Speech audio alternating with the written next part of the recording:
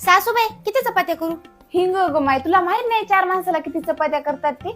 या पोराला म्हणलो भाषीला करून ऐकलं नाही, शिकलेले येडे घेऊन आले. मीच करत होतो ग, माझ्या गुडघे दुखायला नाहीत काय? मग सासूबाई तुम्ही गुडघा बदला आणि चपात्या करा. गुडघ्याचं ऑपरेशन कुठं करू आणि 1 वर्ष झोपून राहावं लागते? हे सगळे उपाशी मरतील की माय?